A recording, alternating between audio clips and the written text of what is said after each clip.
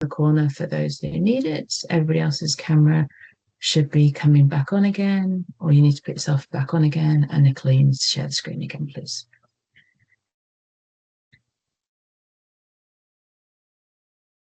And just remember that your mics will have gone off as well. So let's go, shall we? Thank you so much for joining us for our March AIESEPConnect. For those of you who might not be familiar with AIESEPConnect, AIESEPConnect is our global outreach program. It offers a lovely space and a place for our members to critically engage in some of the hot topics that are linked to our core mission of AIESEP. It's our monthly time to come together to drink our cups of coffee, eat our breakfast, have our dinners and our glass of wines, and all share time together to have some global engagement and some global discussions and conversations. I'd just like to remind my lovely speakers today that we do record via YouTube and also our podcast. And we thank Risto in particular for putting the podcast onto Playing with Research in Health and Physical Education. He carefully creates this as 2 uploads, and it will come out a couple of days and maybe a week after we've actually recorded this. So welcome to the live recording for those of you who are with us. I also need to just remind everybody that at AIESEP we are deeply committed to fostering inclusion, equity and diverse environments, and that we offer a safe and supportive space where we respect each other, we hear each other's voices, and we value what is being said. With that in mind, the views and opinions expressed by our panel and speakers and participants are of their own opinions and do not necessarily represent the views, policies or positions of AIESEP. So with all that in hand, I'd like to open our March Connect officially and welcome such a wonderful large team that they're going to do their own introductions in just a second, because there are so many of our speakers joining us today. But they are coming together as the UK PE Collaborative to look at today exploring curriculum possibilities in PE through cross-border conversations. And I welcome them today. Thanks, Christy. Yeah, welcome to our session, Exploring Curriculum Possibilities in Physical Education and through Cross-Border Learning. So we are the UKP Collaborative Group. And before I introduce us, just to give you a bit of an overview, we're going to talk about some of our current and past work. We're then going to talk about some of the learning that's taken place through those cross-border conversations. And then we'll have some space for questions and hopefully a fruitful discussion from that. Nicola, could you put the next slide? Thank you. So in terms of who we are, as I've said, we're the UKP Collaborative. We're a group of researchers from England, Northern Ireland, Scotland and Wales, and we've been working together for about 7 years now. And in terms of who the team are specifically, we've got Stephanie, Nicola and Shirley, who work in the Scottish context at the University of Edinburgh and University of Strathclyde. We've got Anna and Lowri, who work in the Welsh context at Cardiff Metropolitan University. We've got myself, Julie, and Ollie and Rachel working in the English context at Loughborough University. And then I also have a Northern Ireland hat on with this group. I was born and raised there and went through the curriculum. But we also have some other colleagues that have worked really closely with us. So David Aldous, who was at Cardiff Metropolitan University and is now at Edith Cowan in Australia. Paul McFlynn, who works at the University of Ulster, and then Vince Coleman, who is a doctoral researcher and works with Shirley up in Scotland. I think there's a few, thank you, Nicola. So just broadly in terms of, I guess, who we are and what we're about, we look to promote cross-curricular discussions, learning and collaboration, thinking about, kind of debates and thinking about how PE might look differently moving forward. Also work closely with teachers and initial teacher education practitioners, thinking about their knowledge, understanding and confidence for a collective voice in future curriculum developments. At this point, I will just say there's a QR code on the screen for those of you joining us here today that will link you through to our webpage where you'll get some more information around who we are and what we've done. And at this point, I'm going to pass you on to Nicola, who's going to tell you a little bit more about our work.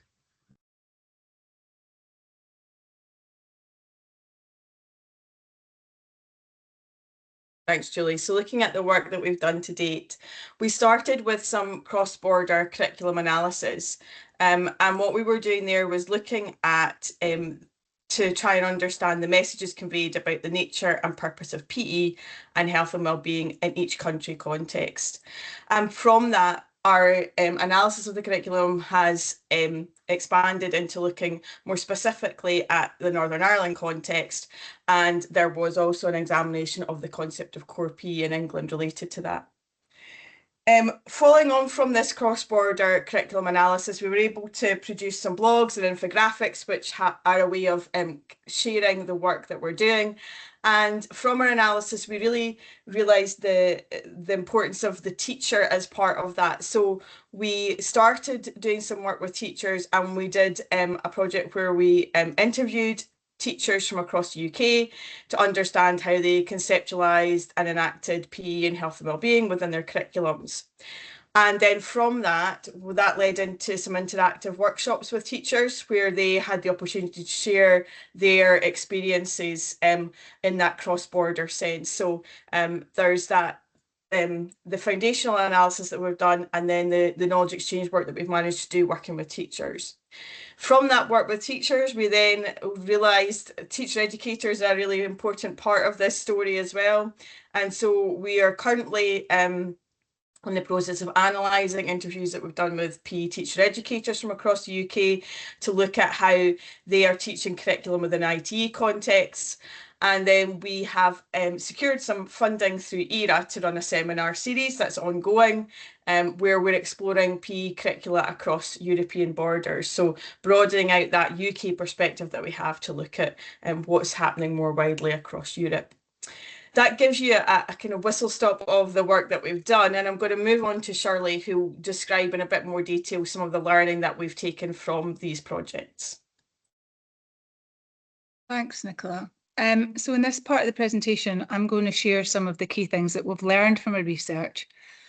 And as you can see from the slide, I'm going to focus on three main areas. First, I'll share some of our findings from our very first curriculum analysis, where we carried out an analysis of the 4 national PE curricula across the UK, as Nicola said, to uncover key messages conveyed about PE in each context. I'll then share what we learned from our discussions with the PE teachers who took part in our cross-border workshops. And finally, I'll share some of the responses from the teacher educators we spoke to from Scotland, actually, about how they understand PE curriculum and what this might mean for PE in this context. Now, we have interviewed teacher educators from the other 3 UK nations, but we've only just started to work with this data, I'm afraid. So for now, we'll focus just on the Scottish data. And I'll start, though, with some of the findings from our curriculum analysis. We carried this out to map the different discourses evident in the curriculum across the UK, as I've mentioned, to understand what messages are conveyed about PE in each context. So one of the first things we uncovered through our analysis was that health, well, health in the context of PE, is understood in both similar and different ways across the 4 nations. So, for example, across all 4 curricula, there are references to a public health discourse. In other words, where PE is seen as playing an important role to help address issues such as low physical activity levels and risks associated with sedentary lifestyles. However, the way this idea appears across the curricula is quite different. For example, in England, this public health message is really the primary message conveyed, and conveyed consistently throughout the curriculum. But by contrast, in Scotland, Wales and Northern Ireland, although public health ideas are still present, health is described in a more holistic way, really as health and well-being. And this includes physical health, but it also includes social, emotional and mental health.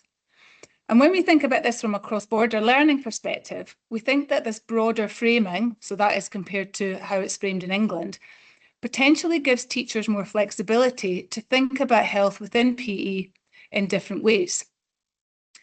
Interestingly, though, none of the curricula are completely dominated by this health discourse. For example, in England, Scotland and Northern Ireland, and perhaps unsurprisingly, a performance discourse is a really strong theme or a dominant theme. And this includes things such as developing skills, improving performance, and engaging in competitive sport. However, performance does not dominate in Wales, and we think that this provides really interesting comparative insight. It encourages us to ask two questions, really. First, what might PE look like when performance does not dominate the curriculum? And second, why does performance continue to dominate in these other contexts? By encouraging teachers to consider these questions, we hope that it might lead to further debate about what PE is and who it's for, and perhaps lead them to explore a range of alternative learning experiences and outcomes beyond performance for all other learners. Finally, through our analysis, we also learned about what is not in the curriculum, and we think this is really important. Across the 4 documents, there's really relatively little reference to things such as discourses around gender equality, ability, social class, cultural difference. These discourses are not strongly represented, and highlighting these gaps is important because, again, it creates space for teachers and researchers to think about who PE is for and how PE curriculum might engage more directly with these issues for the future. So if we could just go on to the next slide, please. Thank you. So in the next phase of our research journey, we worked with PE teachers from across the 4 nations in a series of cross-border workshops. Now, just to clarify, we didn't have a specific goal for these workshops. We were really just interested to see what happens when you bring teachers from different countries together to talk about curriculum and to share their experiences. And one of the key findings from this phase was that the teachers began to raise critical questions about curriculum. And this seemed to come about through hearing different perspectives and comparing experiences.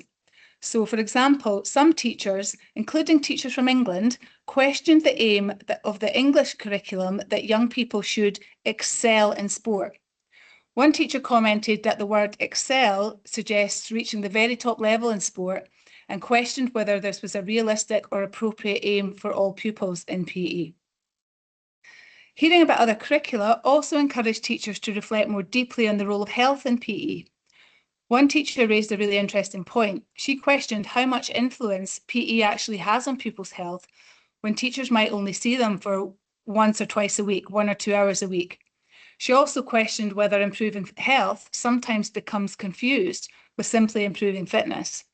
Now, I appreciate that these are not new debates, but they are still relevant and important for teachers to consider.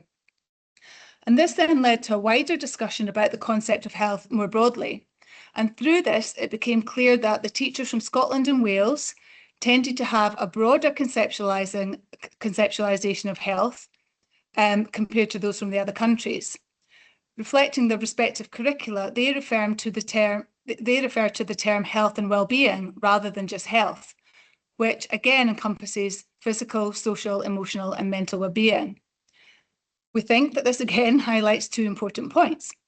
First, that curriculum can influence how teachers conceptualise PE and health. And second, that cross-border dialogue between teachers has the potential to stimulate critical thinking. That by hearing different perspectives and experiences, teachers were able to engage with alternative viewpoints, ask new questions, and have deeper discussions about the role of health and health promotion in PE, for example. But this last point is really crucial. As researchers, we're not telling teachers what to do, how to think, or what to change. Instead, by engaging in dialogue across borders and learning about different curricula, the teachers themselves can begin to question their experiences and current beliefs. And in doing so, they may then begin to reimagine what PE could look like in the future and explore different ways of working in their own context. So we can move to the next slide then, please, just to look at the piece of work that we're currently working on. So the final area of learning that I'm going to share with you today is only partial, as I've alluded. We did interview teacher educators from universities across all 4 nations, but I'm only going to share our preliminary findings from the interviews with the teacher educators working in Scotland.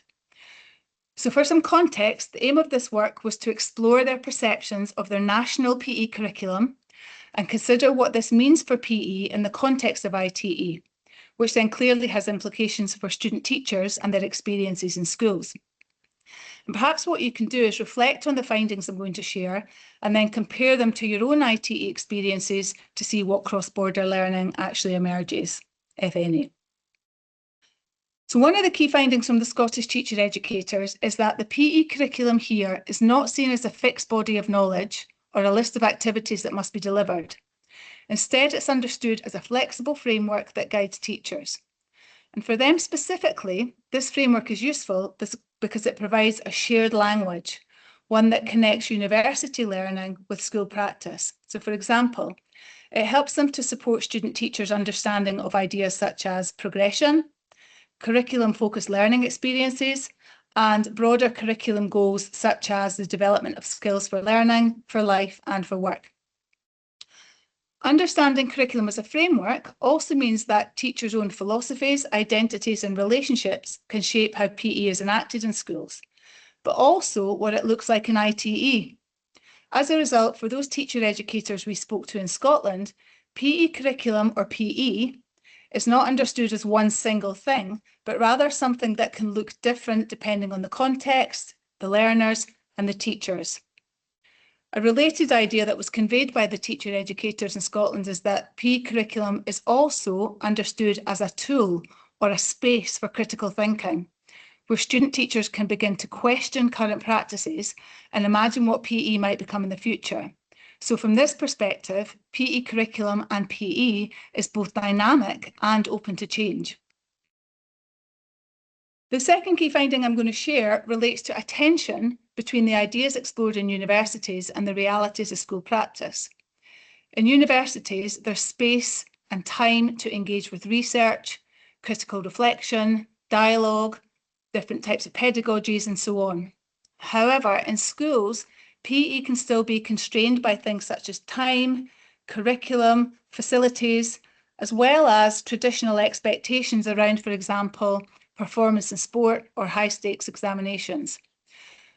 So the challenges for teacher educators is to prepare student teachers for existing school-based practices, while also encouraging them to critique and reimagine PE curricula and PE. And we do actually have some data that talks to how teacher educators attempt to overcome these kinds of challenges, which we'll definitely explore in the future and hopefully have an opportunity to share with you. So just to conclude, as I mentioned, what we haven't done yet is explore the data from the teacher educators from the other three nations, Wales, England, and Northern Ireland. We still need to analyse these responses and to then see if there are similarities and differences across the four nations in terms of how PE curriculum is understood and what this means for how PE is conceptualised in the context of ITE. Ultimately, we hope that bringing these voices together will lead to rich and critical discussions, extend how we think about PE curriculum and PE, and perhaps lead to collaborative and innovative ideas about PE in ITE and in schools for the future. So that's the end of my section of the presentation. I think I'm now going to pass you over to Rachel, who's going to share some questions that might initiate some discussion. Yes, thanks, Shirley. These are some questions really that are on the screen that are to start us off in terms of some conversation and debate and discussion for the next 10 or 15 minutes or so, however long people want to have a bit of a conversation about this. So they're all things that we're thinking about, but they're also things that I think help to maybe find some shared ground. And we're really interested to hear from you as well, what you think about some of these. So let me introduce them all to you, and then maybe we'll open the floor for a little bit of discussion, either to people to speak up or to put their questions in the chat, and for colleagues on the call to respond. So the first question here is really about what is the purpose of cross-border curriculum work in physical education? Why do we do it? Why is it needed? What is it for? Because we know that we're not the only ones working in this space, lots of other people working in this space too. And that's really exciting, but it's also important to think about what's the purpose and why are we doing this?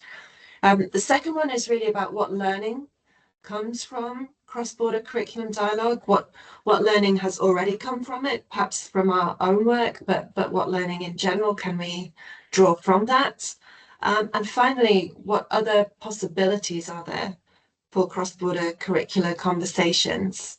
Are there things that these conversations could potentially open up or bring us to think about or think about differently that we haven't already seen?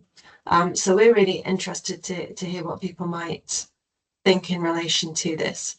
So if anyone has any questions or any thoughts that they would like to share in relation to that, feel free to either raise your hand, pop a question in the chat, and perhaps colleagues from the UKP Collaborative, you can all help to chip in and give the kind of conversation a little bit of a nudge along.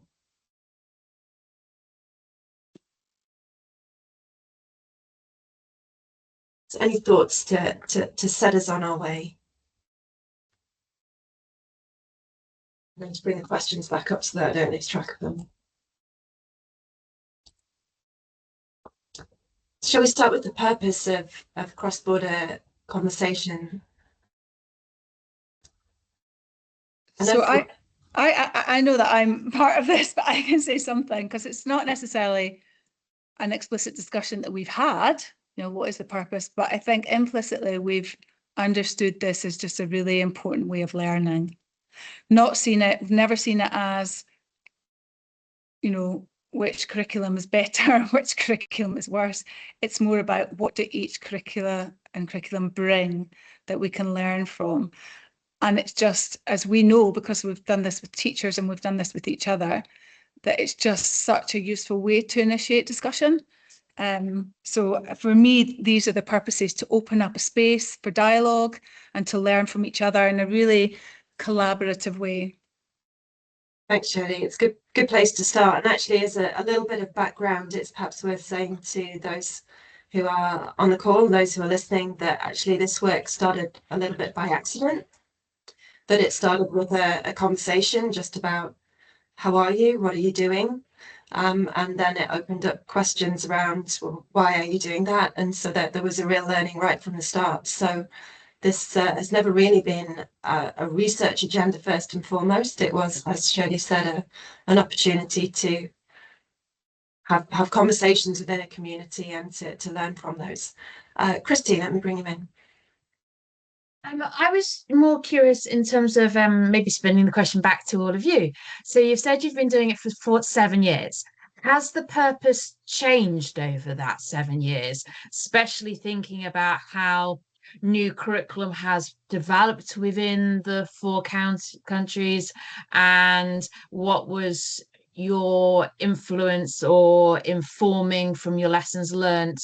And, you know, did that change your purpose more recently, for example, with the English national curriculum changing? Very good question. I'm happy to start us off there, but other colleagues jump in and either back me up or contradict me, depending on which way you want to look at this. But I do think the purpose has always been, as Shirley said, about learning and trying to see what we can learn from each other.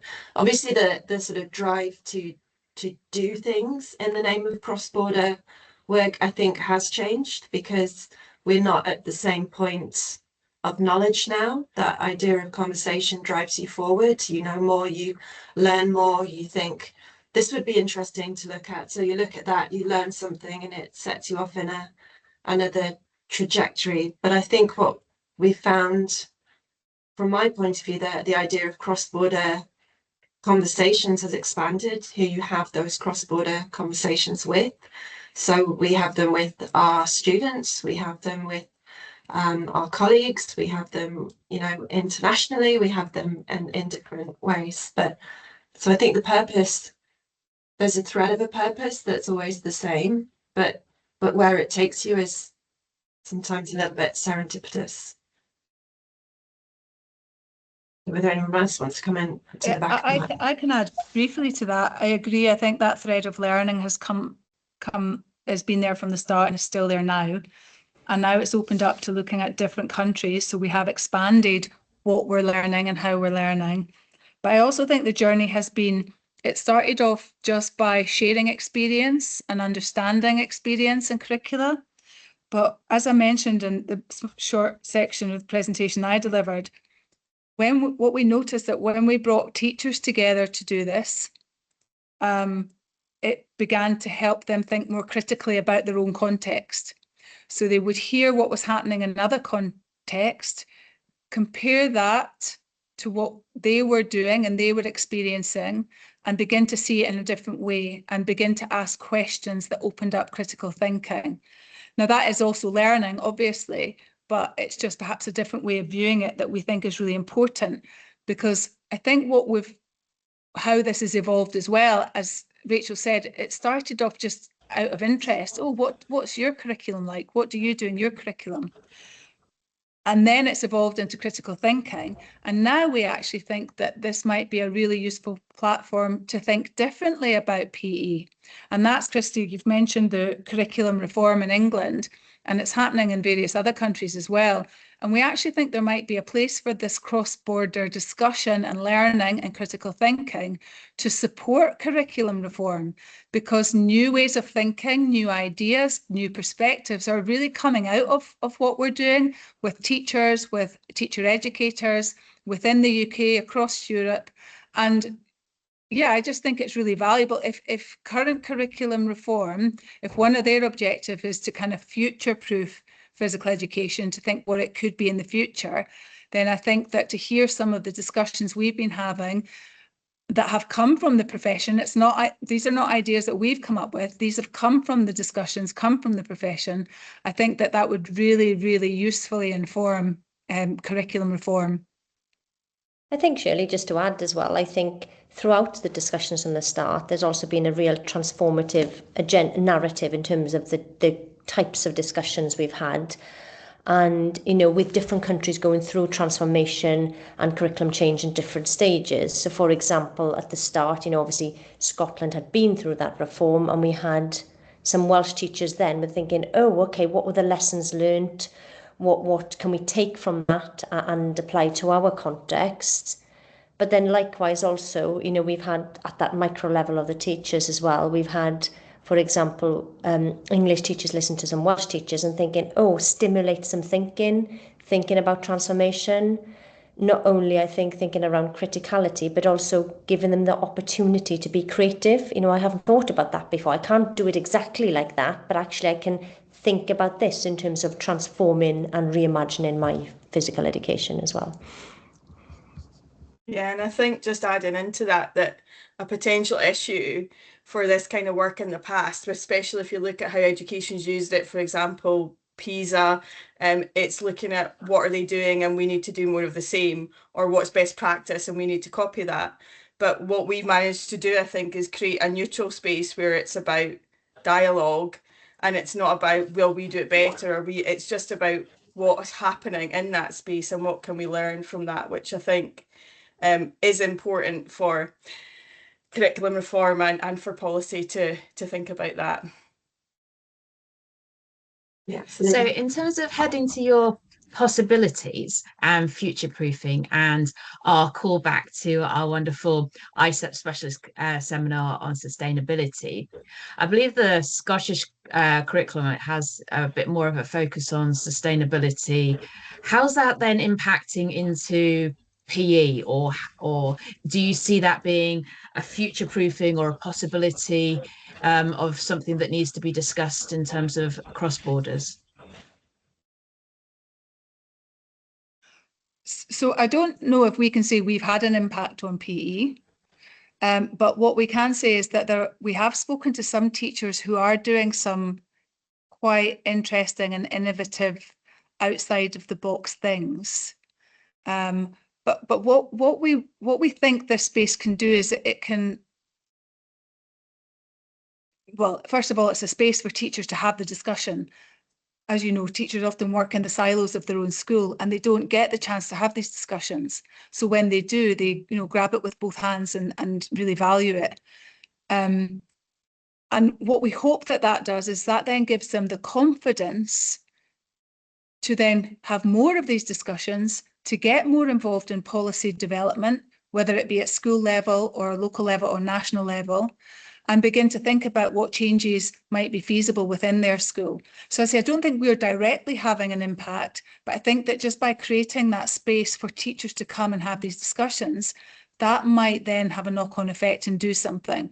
And as I said, again, we know that some of the teachers we've spoken to, particularly in Wales, because I think that curriculum reform does have our learning is that curriculum reform does seem to have an impact on what teachers do, how they think. They're beginning to make changes and look for different ways of doing it. And we have seen evidence of that, particularly from some of the teachers we've spoken to in Wales over the past few years.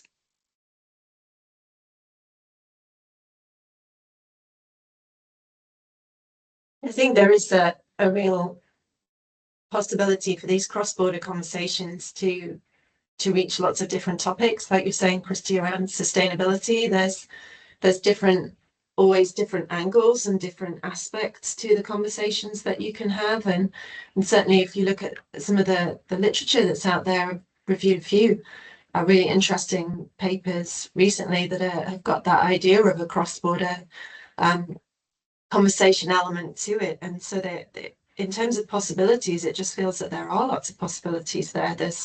There's a good deal of work still to be discussed and lots of things to learn. And even thinking and sort of to some of the kind of conversations that we have sort of internationally, certainly within that UNESCO space around quality physical education, there's a lot of desire to learn from and across and different borders. So I think that there's a whole reach to this that doesn't really need to be confined, but can maybe just create all sorts of possibilities. But I like the comment that Juliet's put in the chat there around sort of being able to kind of bring IT students into this, and for this to be something that kind of creates a way of working and being as a teacher that can follow them through their kind of their career as well, and that they can kind of take that in. So being able to kind of work with students and connect them in with those voices that are perhaps a little bit more mature within the field, then that's a nice element to it as well. Could you maybe tell us a little bit more about some of your learning elements? So you told us in your teacher focus group discussions that you had some lovely discussions and potential reform about influencing how teachers conceptualize health. I wonder whether or not you could tell us more about how is that actually being done or seen from a teacher's point of view? So this was, I think, largely influenced by the different curricula and the way that health is conceptualised within the different curricula. So, for example, in Scotland and Wales, physical education is positioned, well, I'll maybe let Anna or Lowri talk more to the Welsh context because it is slightly different, but a general statement might be that PE might be positioned within the context of the health and well-being curriculum. So PE has some specific responsibility in that regard. And health and well-being is understood in both contexts in very holistic terms, in terms of developing social, emotional, mental and physical well-being. These are understood as connected, and learning within these contexts is understood as being very sort of learner-centred. Teaching and learning is very learner-centred. So there are lots of commonalities across the two. And what we found was that very, very significantly influenced how the PE teachers understood health and how they talked about health and how they talked about what they did with young people in the name of health in terms of the types of activities that they might have done. And I know, for example, in both Scotland and Wales, there's quite a lot of activity around relational approaches, relational pedagogies, social and emotional learning, TPSR, teaching for personal and social responsibility, for example. And these are pedagogies, I think, that teachers have been drawn towards because they see an alignment between the objectives of those pedagogies and their curriculum. So I think that that's how that's beginning to play out in those contexts, which from our experiences of talking to teachers in England and Northern Ireland, that's quite different. but I might let some other people talk to that if they want to add. I think just to add to that, Shirley, I know many similarities, as you've alluded to, between the Scottish and the Welsh context, particularly that emphasis on health and well-being, as you've alluded to. And I think the slight difference is that where in the Welsh curriculum, physical education is not explicitly referred to, so it's content, and physical health and well-being is there's opportunities to embed it throughout. But the curriculum itself is a framework and not a curriculum, and therefore it'll depend on teachers, what they see in that curriculum and how they embed and integrate that knowledge. There are discourses, a big emphasis, as you've alluded to, around the holistic discourse. Key messages also that there are some public health narratives in there, as there is in all of the home nations. But there was a real strong focus on pedagogy as well, and the how of doing some of this had a real strong focus there. But I think, it is interesting because that opportunity depends very much, there's teacher agency, and it depends then on the teacher's knowledge in terms of what they're able to integrate and what pedagogies, what different opportunities they can bring in then to that area of learning. But I'll let perhaps somebody else just chip in there, Rach. Yeah. Just wondering if Julie wanted to kind of jump in, and because I'm aware that we've talked a little bit kind of from that Scottish context and the Welsh context, whether you want to add anything, Julie, not to put you on the spot or anything. No, that's grand. So I think, I guess in terms of health, as has been said, the Scottish and the Welsh context are probably more holistic in their outlook on health and well-being in the curriculum. I think we know in the English curriculum, and speaking to English teachers, that's probably a narrow conception of what health is. Certainly from the curriculum documents, albeit teachers do acknowledge that more holistic health in practice across some contexts, but that's, I think, very context dependent. And similarly in Northern Ireland, I think health is there in the curriculum and to some extent in what teachers have talked to us about. But I think there's probably wider social contextual issues that impact how the curriculum is put together and then how teachers enact that curriculum, that perhaps impact the fact that PA is maybe a little bit more narrow and a little bit more linked to sport and to games in the Northern Irish context, more so. But in just jumping off what Anna said, there is actually quite a lot of the pedagogy in the Northern Ireland curriculum, particularly when we get to that key stage 3, so that 11 to sort of 16 learner, which again talks, specifically around how, what and why teachers might do things. Thanks, Julie. I'm just keeping half an eye on the time here and whether there are any other thoughts to share, because I know that Ollie's got a little bit of information to share about where some of our work is going next, but we've probably got time for any final comments from people if there are any thoughts people want to share. I might just make a quick comment about our recent ERA seminar series, which might be a nice segue into what Ollie's going to talk about. Thank you. It's just been amazing. So we've, for the past 5-6 years, really been focused on the 4 PE curricula across the UK, and this year we've opened it up to invite speakers from different European countries to talk about their curriculum and to explore a key feature, a defining feature of their curriculum. And just in terms of opportunities for learning, the focus in Finland, for example, around what the use of the outdoors and and outdoor learning as part of physical education. I can't remember all of the different countries, but there was one curriculum that was underpinned by theory, in particular self-determination theory, where teachers, I guess, were encouraged to develop PE curricula that was about motivation, that was about developing autonomy and relationships. And I thought that was a really nice idea. What would a curriculum look like if that was the framework that we followed? There was a curriculum that talked about, it was explicit in the curriculum about developing a love or a joy for movement. And I thought that was really nice. And I'd like to steal that and take that into the curriculum development that's taking place in Scotland at the moment.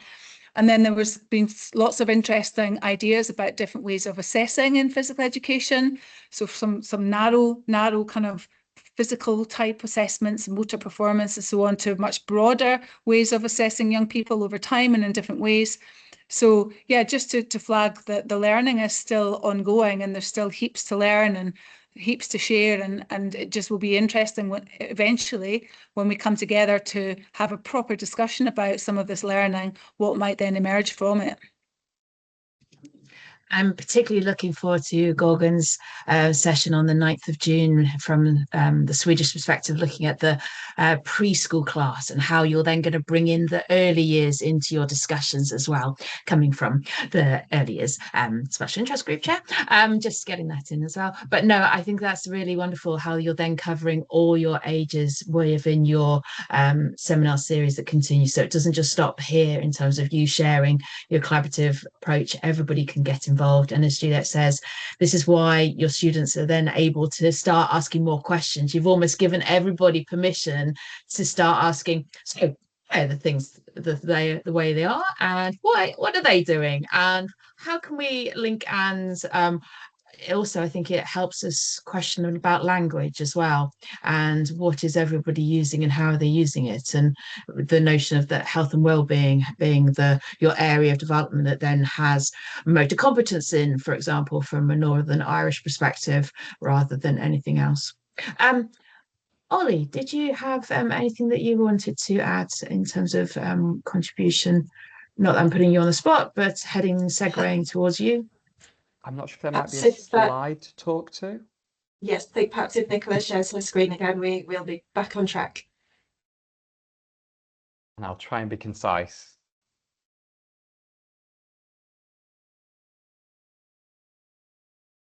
Fab. So as has been mentioned a couple of times on the session today, we are running a seminar series looking at PE curricula across Europe.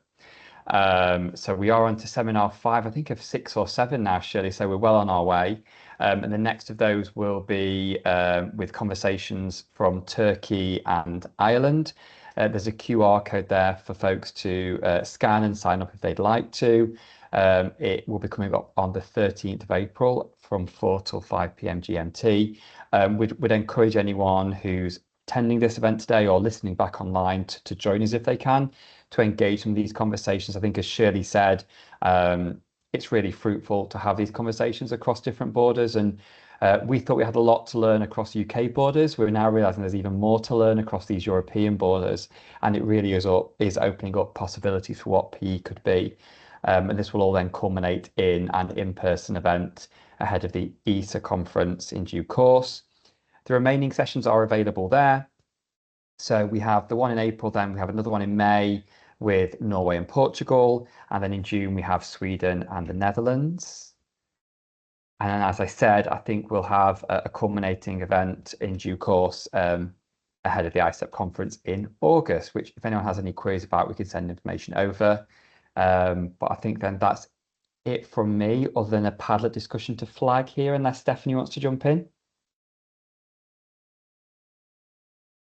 Nothing to add, although I put the link in the chat as well. But we have the Padlet that's available. So if anyone has any sort of concluding thoughts after the presentation, they can always add it to the Padlet. We love to hear feedback and comments, and thank you. Perfect. That's it from me. So what I might highly recommend to my wonderful team and speakers, thank you so much for presenting today, is perhaps you could write an AIESEP blog newsletter that could then set out all of your wonderful seminar series so that you could then share what you're doing. And with that, we could also then add Stephanie's Padlet at the end to have the connection in terms of the QR code, so it could go around to all of our members who might be listening on the podcast and find it a bit difficult to find the QR code. but that might be a wonderful way to make sure that we have the connection and the follow on, and so that everybody can still stay connected with you following this Connect as well. How does that sound? Sounds great. Yeah, definitely. We could definitely do that. And there will be an ERA blog series that follows as well, because this is an ERA funded seminar series. So when that's out as well, we can also maybe just let you know where people can find more information and follow along if they'd like to. But yeah, certainly we can do that. That'd be wonderful. We're joining all the connections up together then and advocating all for each other. And that's the most important thing that we do. Are there any more questions from the floor that might want to have a moment, as we do have a moment or two?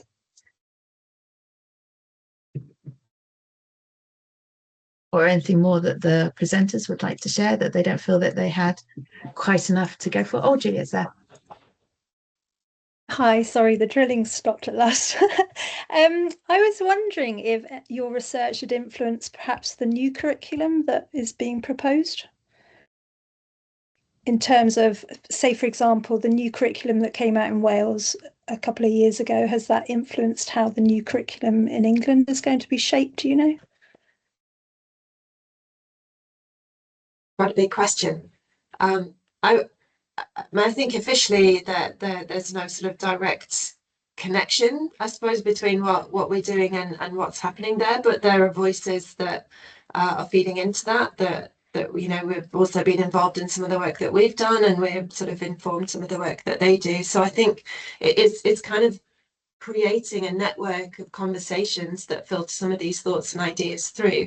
It would be nice to be able to say, absolutely, this has completely influenced what's going on in those kind of conversations. But I think it is a little bit more of a perhaps a more nuanced than that there's a sort of opening up of conversations and a connecting of networks.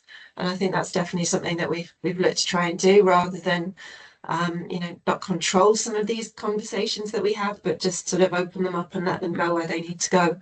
But other colleagues might have more ideas. I'm sure our institutions would like us to be able to say that absolutely they've informed all of the things that are happening at a policy level. But I think the reality is that they're in the ether, and they're feeding into some of the thoughts and ideas that are there. I was just going to add that some of that wider related work we've done around PE as a core subject, I certainly think has fed through in terms of the Association for PE's work around that space. So I'd hope, Juliet, that's fed in. You know, they've got quite a strong team writing that new curriculum from an English perspective. So I'd like to think that they'd be aware of this work and will have taken some of these ideas, because I think the new curriculum for England is a real opportunity for PE. And I'd like to think we're making the most of that opportunity to think about how we might do it differently, as Shirley mentioned earlier, to make something, again, it's not always about being better, but something different, something that's maybe more relevant and fit for purpose, with that idea of future-proofing the subject in mind.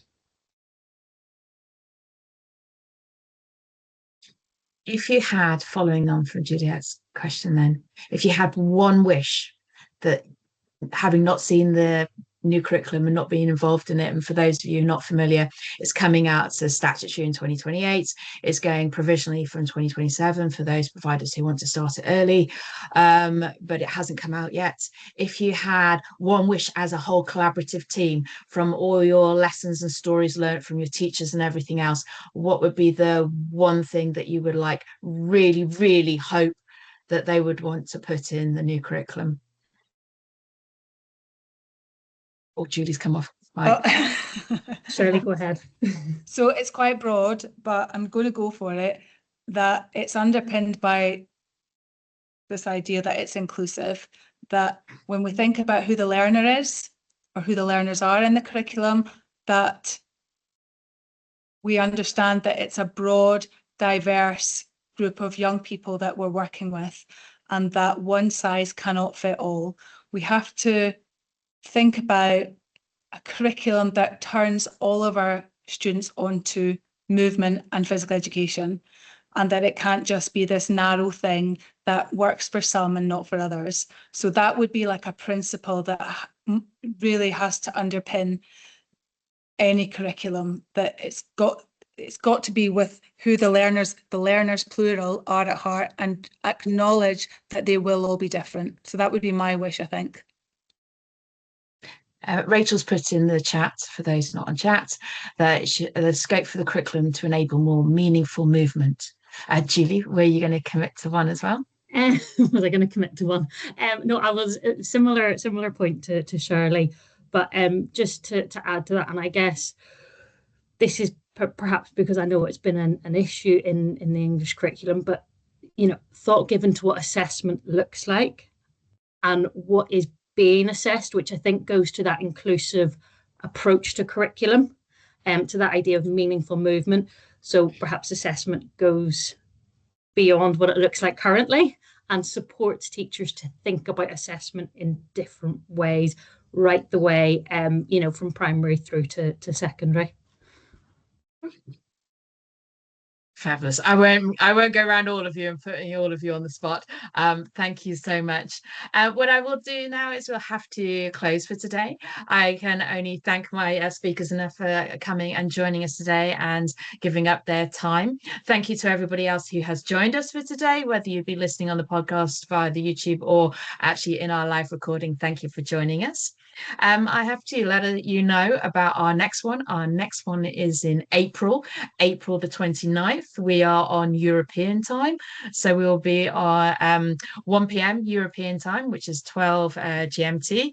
I am not going to commit myself just yet because I'm not sure when everybody else changes in terms of daylight saving time to whether or not it will be 10 a.m. and 10 p.m. For Australia and America.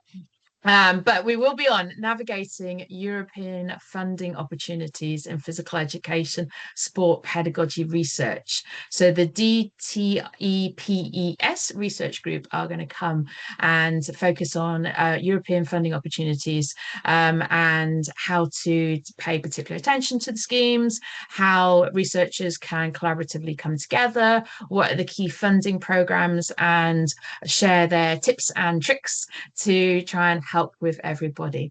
So it'll be advertised on our LinkedIn as always, and then this Connect will be shared in terms of the highlights via the blog newsletter that the team committed to writing. Thank you so much. And also via the podcast and the YouTube. That only leaves me to say thank you once again, and thank you everybody for joining. I'm just going to stop. Thank you. Thank you, Christy. Thanks for organising. Thank you. Thanks, everybody.